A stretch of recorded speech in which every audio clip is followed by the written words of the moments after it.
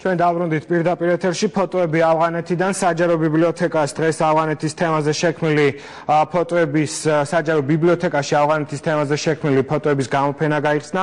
ღონისძიებას ის ჯარისკაცები დაესწრნენ, რომლებიც ავღანეთიდან ცოტა ხნის წინ დაბრუნდნენ. აღნიშნულ თემასთან დაკავშირებით რეპორტაჟი მომზადა ხათუნა ქარდაღამ.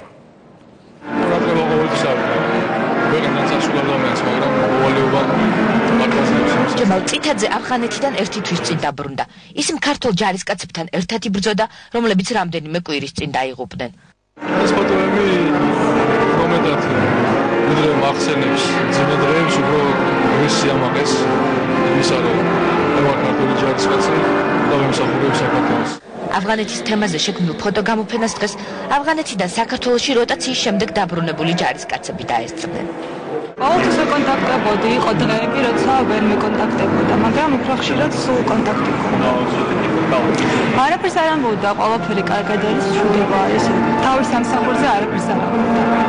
ანუ ცუდად თუ იყო, მაინც არ იტყოდა, რომ ცუდად ვარ, იმიტომ რომ ჩვენ არ გვიმარჯვება. ეს ფოტოები ზუსტად ასახავს იმ ქართველი ჯარისკაცების ყოველდღიურობას, რომლებიც ავღანეთში იბრძოდნენ. საჯარო ბიბლიოთეკაში გახსნილ ფოტოგამოფენაზე დღეს ის ფოტოებიც გამოიფინა, სადაც რუმინელი ჯარისკაცები არიან აღბეჭდილი.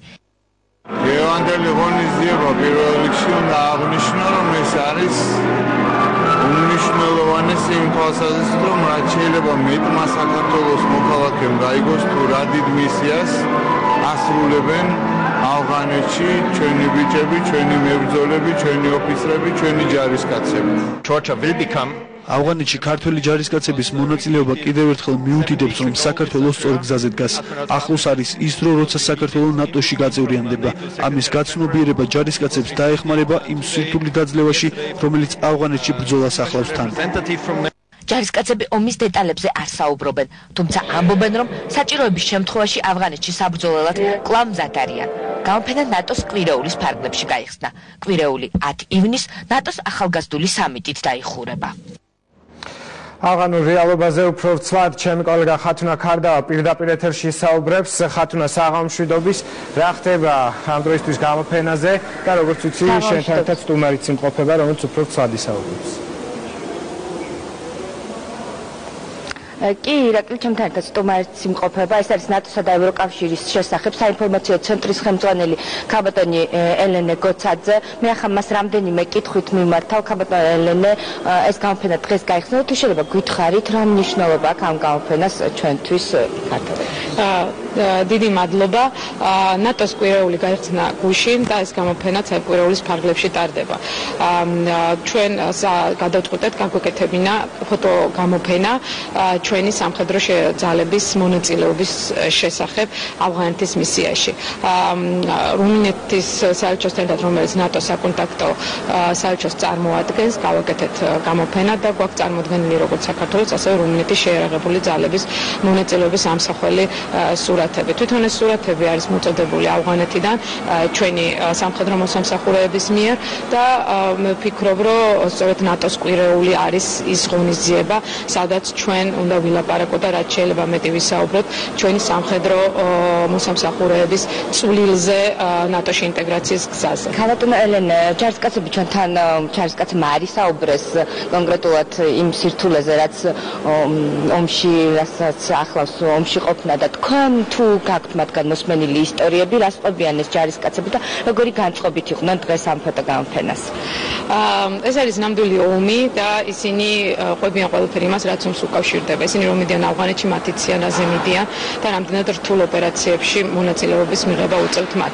ჩვენი საზოგადოების ფუნქცია და საზოგადოების ვალდებულება არის მათ წინაშე, რაც შეიძლება მეტად დავაფასოთ მათი ღვაწლი. რადგანაც ჩვენ დღის წესრიგში, ნატოსთან თანამშრომლობის დღის წესრიგში საქართველოს საკითხი დგას ძალიან მაღლა და განიხილება ძალიან მაღალი ფორმატით. ეს არის სწორედ ამ სამხედროების მოღვაწეობის შედეგი, რადგანაც ისინი ძალიან წარმატებულად და სანიმუშოდ არქმევენ თავს მათზე დაკისრებულ მოვალეობას და ეს ჩვენ გვაძლევს საშუალებას უკვე სახელმწიფოს, რომ ნატოში ინტეგრაციის გზაზე უკვე თავის მოთხოვნები დააყენოს და ესე თამამად ვისაუბროთ ამ საკითხებზე. და ბოლო კითხვა, თუ შეიძლება კიდევ რა ღონისძიებები იგეგმება ნატოს კვირეულის ფარგლებში?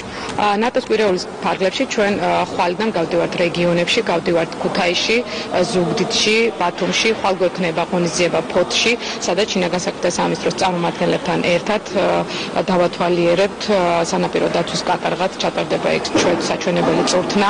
მონაწილეობას მიიღებენ დიპლომატიური მისიის დიპლომატიური კორპუსის წარმომადგენლები და ასევე ჩვენი ნოვატორები, სამეგრელოს ოფისის ნოვატორები. შემდგომ ზუგდიდში გვექნება შეხვედრა სტუდენტებთან, საზოგადოებასთან, ასევე ბათუმში სახელმწიფო უნივერსიტეტში შეხვედრა გვექნება სტუდენტებთან და შემდგომ ქუთაისში. ანუ ამ დიდი მადლობა ქალბატონო ელენე. ირაკლი, შეგახსენებთ, რომ ეს გამოფენა ერთი კვირა გაგრძელდება. აქ იმყოფებოდნენ, როგორც უკვე გითხარით და ქალბატონმა ელენემაც აღნიშნა, ჯარისკაცები, თუმცა მათ უჭირთ კამერებთან საუბარი, ამიტომ ჩვენ არ დავტოვეთ ისინი სპეციალურად ჩვენი გადაცემისთვის, რომ ესაუბრათ უფრო დაწვრილებით, უფრო კონკრეტულად ნატოს ღონისძიებების შესახებ თქვენ მომდევნო კვირეებში შეიტყობთ. დიდი მადლობა ხათუნა, ისე კარგი იქნება თუ ავღანეთშიც მოახერხებთ წასვლას, ოღონდ იმ პირობით თუ ჯერ თავდაცვის სფეროში რეკომენდაციებს მიიღებთ ჩვენი პროდიუსერისგან, რომელიც ასევე სამხედრო